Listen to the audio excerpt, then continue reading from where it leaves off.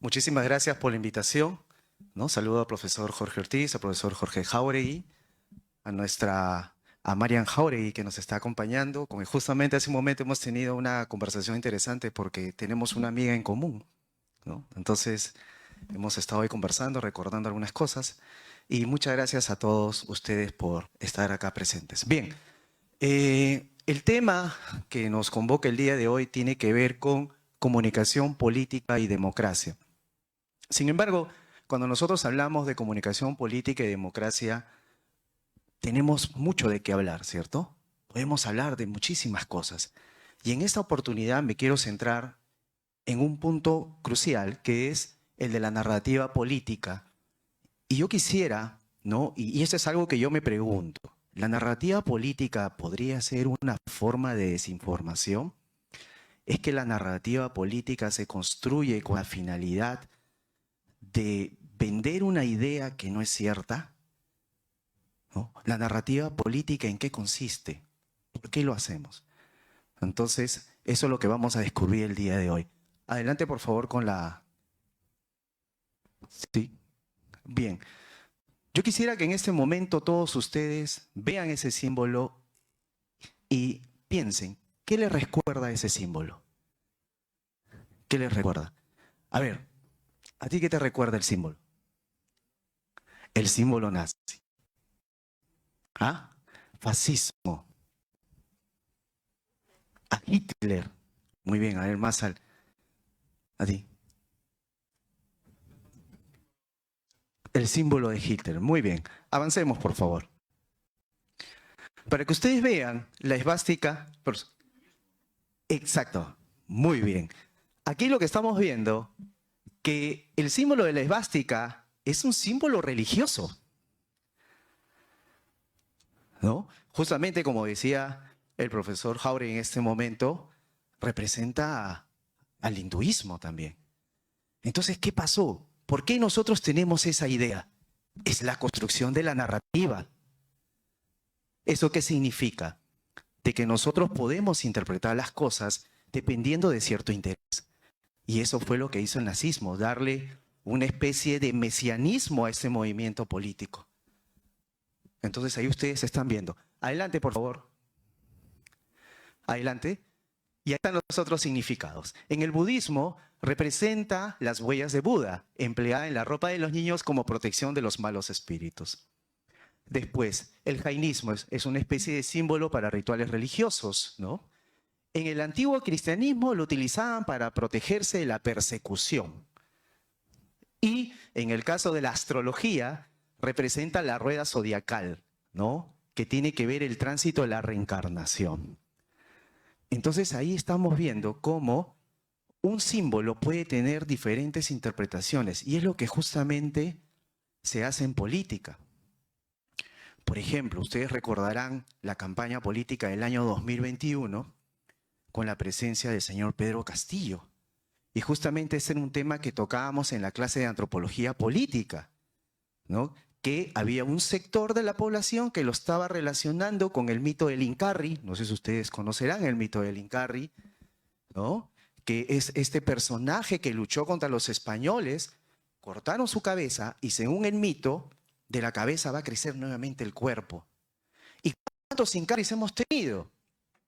Tenemos uno que es Túpac Amaru II y tenemos al señor Pedro Castillo para, digamos, para un sector de la población. Entonces, muchas veces, ¿qué pasa con la narrativa?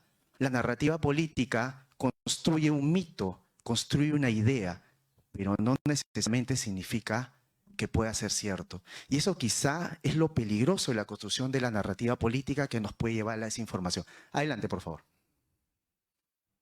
Ustedes lo recuerdan así, ¿cierto? Recuerdan la esvástica relacionada con el nazismo. Adelante. Entonces, ¿dónde radica la desinformación? Justamente la desinformación radica en la forma como nosotros interpretamos las cosas. Y si hablamos del tema de la política se basa de aspectos sociopolíticos, aspectos culturales, aspectos religiosos, para construir un discurso, una narrativa, lo que actualmente llamamos el storytelling político. Adelante. Justo hace poco estuve viendo un documental en Netflix que se llama Cuba Libre, ¿ya? Y habla de la Revolución Cubana. Entonces, es curioso, ¿no? Porque cuando nosotros pensamos en la Revolución Cubana, nos imaginamos a un montón de hombres barbudos, ¿no? Caminando por Sierra Maestra, apuntando al ejército, ¿no? En ese caso de Fulgencio Batista. Pero ¿saben cuántas personas pertenecían al ejército de Castro? Más o menos de 20. Pero Castro construyó una narrativa, ¿no? Justo había un periodista, Herbert Matthews de New York Times, que le entrevistó en Sierra Maestra. Y Castro era un experto de la propaganda política. Ahí está la narrativa. Tal es así de que algo que se ha convertido en leyenda en Cuba es que Castro le decía, mira mi ejército. ¿Y el ejército qué hacía? Los 18 hombres que estaban ahí caminaban en círculo para dar la impresión de que habían muchos soldados, muchos revolucionarios. La narrativa. Esto llegaba a La Habana, llegaba a Estados Unidos y decían, caramba, este señor sí tiene un gran ejército, pero no era así. Entonces, es muy curioso, ¿no?, cómo Fidel Castro utilizó, ¿no?, esta construcción de la narrativa. ¿Era cierto? No era cierto. Es como el campo de los campos de concentración nazi, ¿no? Los alemanes no sabían lo que hacían con los judíos y lamentablemente el nazismo construyó, digamos, sus bases ideológicas rechazando a los judíos. Adelante, por favor.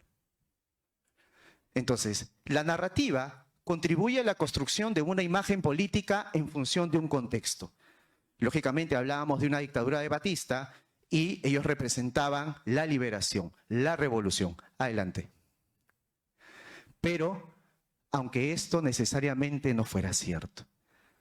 Entonces, ahí ustedes están viendo cómo se construye la narrativa política y cómo se puede generar desinformación. Adelante. Entonces, ¿cómo se construye o cómo surge esa narrativa? Adelante. Y aquí quiero mencionar a Hannah Arendt, ¿no?, que menciona que hay una cercana relación entre el espacio público y la narratividad, como estamos viendo en el caso de Cuba. Se construye lo público y se garantiza su permanencia, ¿no?, en función de expresiones históricas, sociales, ¿no? Es la construcción de la narrativa. Pero vuelvo a decir, no necesariamente significa que la narrativa pueda ser cierta, ¿no? Es como decía Maquiavelo, ¿no? El príncipe no necesariamente tiene que ser bueno, sino que se muestre como tal es suficiente. Entonces, ahí ustedes están viendo el tema de la narrativa. Adelante. Y cuando nosotros queremos analizar la narrativa, tenemos que analizar el espacio electoral, el espacio o el público objetivo y el perfil del candidato. Adelante. Y aquí, como justamente para darle el pase también a Marian Jauregui, me estoy centrando en la parte, digamos, teórica, ¿no?, de algunos conceptos. Por ejemplo, existe el concepto de la arena política en el campo de la antropología política cuando hablamos de la teoría de la acción. ¿Y qué es lo que nos dice la teoría de la acción? Un área en la que protagonistas individuales o pequeños grupos luchan por el poder político, ¿no? Entonces, justamente, cuando hablamos de la antropología política y queremos hablar justamente de estas luchas armadas que sucedieron en Cuba, podemos hacerlo desde una mirada de la teoría de la acción. Es la arena política. Adelante. Muy bien. Miren esta información. Este es del año 2016. El lector peruano es desconfiado y vota basado en sus emociones. Y acá viene el otro punto. La narrativa política tiene que ver justamente con los aspectos emocionales. Niall Ferguson, que es un historiador británico, nos habla de que ya no hay democracia. Lo que existe es emocracia. ¿Y qué significa la emocracia? Las emociones. Los mensajes van enfocados a las emociones. No tanto a la parte cognitiva y racional, sino a lo emocional. Y es por esa razón de que muchas de las campañas políticas, cuando aplican el marketing político y construyen sus narrativas, se enfocan en la emoción. Es lo que dirían los marqueteros en el top of heart, en el corazón. Adelante. Adelante, por favor. Muy bien. Aquí información de esa época, ¿no? Por ejemplo, los electores peruanos principalmente se ubican en la zona urbana, 52% son varones. Acá hay una serie de estadísticas relacionadas a ese titular, ¿no? Que los peruanos votan por emoción. Adelante. ¿Cuánto tengo que quedar? 5, ya. Bien, ahora, si hablamos de la parte emocional, es muy importante recordar a nuestro viejo amigo Aristóteles cuando nos hablaba de la retórica, ¿cierto? Entonces, ¿qué es la retórica? Es el arte de elaborar discursos correctos, elegantes y sobre todo persuasivos. Y yo la vez pasada estuve viendo una película de San Agustín. Como ustedes saben muy bien, San Agustín fue un gran abogado, ¿no? En la época del Imperio Romano. Y él utilizaba muy bien la retórica. Entonces, cuando yo vengo a los políticos actuales, veo que la retórica no ha desaparecido para la construcción de las narrativas. Todavía se mantiene esta vieja estrategia de la retórica. Estamos hablando de la época de los griegos, pero sin embargo es una estrategia que todavía se mantiene para la construcción de las narrativas. ¿Por qué? Porque los mensajes van al corazón de la gente, no aquí, acá, adelante. Y recordando a Aristóteles, ¿no? Los principios de la persuasión de Aristóteles es el ethos, el pathos y el logos. Y en este caso, adelante, la gran mayoría de los mensajes están enfocados en el pathos, ¿no? Adelante, ahí ¿no? Si puedes conectar con los sentimientos de tu audiencia, será mucho más fácil persuadir a tu audiencia. Entonces, estamos hablando de una narrativa que va al corazón de las personas, que genera emociones, pero no necesariamente son ciertas. ¿Ok?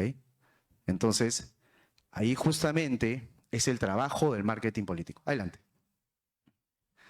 Entonces, estamos hablando de que gran parte de las campañas, y si nos relacionamos en el contexto sudamericano, están enfocados en las emociones. Entonces, se cumple de alguna manera lo que nos dice Ferguson, de que ya no vivimos en una democracia, sino en una hemocracia. Adelante.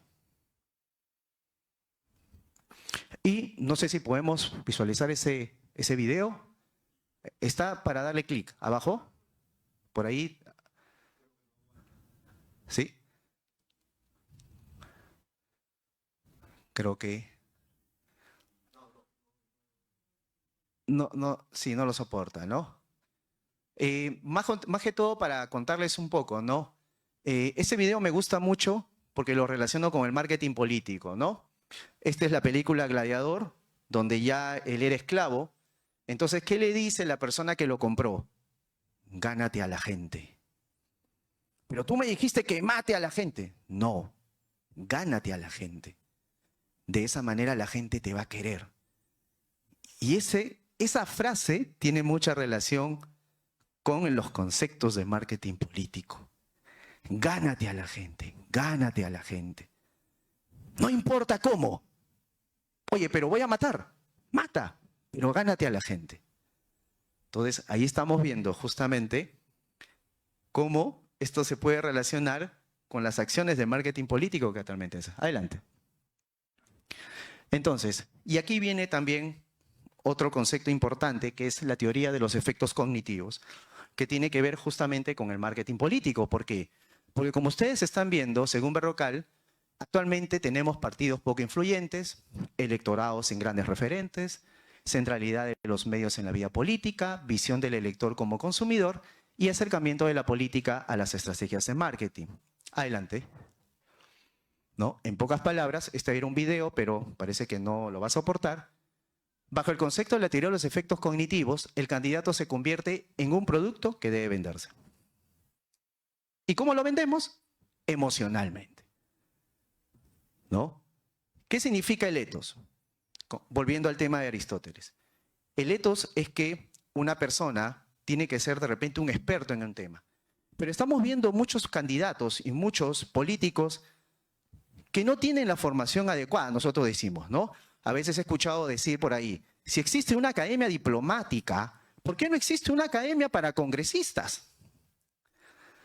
Porque vemos de que a veces muchos congresistas no están a la altura de su función. Pero ojo, eso sería atentar contra la democracia, señores. Porque cualquier persona puede ser congresista. Cualquiera de ustedes, si tiene más de 25 años o 25 años, puede postularse, ¿no? Pero, sin embargo, estamos viendo de que muchas veces nuestros políticos no están a la altura de lo que nosotros esperamos. Entonces, el marketing político construye una narrativa que se llama el storytelling, que implica la utilización de una metáfora política para la construcción del perfil de un candidato. Adelante. Y cuando nosotros hablamos de un perfil, ya, estamos hablando de 3 dimensiones: dimensión psicológica, dimensión narrativa y dimensión simbólica, ¿no? Que son los aspectos que nosotros tenemos que tomar en cuenta para poder construir la imagen de un candidato. Adelante. Adelante. Bien, y justamente como parte de la narrativa, tenemos que ver con las campañas, ¿no? Como las campañas están basadas en la narrativa, en la construcción de un personaje desde un punto de vista emocional, en vez de hablar de propuestas, lo ataco, pues. Desinformo. ¿Por qué? Porque la comunicación política no está enfocada en la razón. Está más enfocada en aspectos emocionales. Volvemos a repetir el concepto de la democracia de Ferguson. Vivimos una democracia.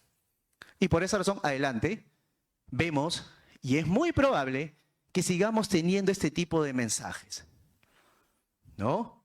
Y en las redes sociales, adelante, se da lo que se llama la infodemia. Hay tanta información que no comprendo nada, ¿no? Adelante. Miren todo esto, ¿no? ¿Se acuerdan ustedes?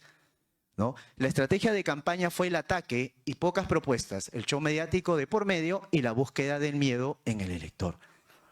Justamente porque solamente nos basamos en una narrativa emocional. ¿Por qué? Porque nosotros queremos llegar al elector por el corazón, ¿no? Y yo les cuento una experiencia aquí ya para cerrar rápidamente. Adelante, a ver, ¿hay algo más? Muy bien, reflexiones finales. Les cuento una experiencia, ¿no?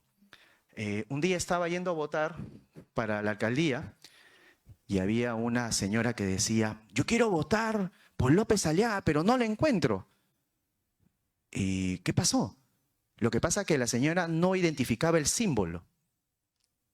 Estaba buscando la foto de López Aliaga y, como ustedes saben muy bien, ¿no?, en la cédula no estaban las fotos, ¿se acuerdan? ¿Eso qué significa? De que la campaña está centrada en el individuo, en el candidato, pero no en el partido. No lo identificaba. Entonces yo creo que las reflexiones finales, ¿no?, es de que la narrativa política es un instrumento del marketing político cuya finalidad es la construcción del perfil de un candidato. Y recuerden, llegar al corazón. Aquí no, al corazón de la gente. La narrativa política implica el desarrollo de contenidos que no necesariamente deben ser reales. Vimos el caso de la Revolución Cubana con Fidel Castro, ¿no?, ya que se enfoca en construir una imagen positiva, en este caso del político. La narrativa política apela a las emociones de los ciudadanos, en este caso el storytelling político o construir una historia en relación al candidato siempre da muy buenos resultados. Y ahora de la democracia hemos pasado a la democracia según Ferguson. Muy bien, muchísimas gracias por haberme escuchado.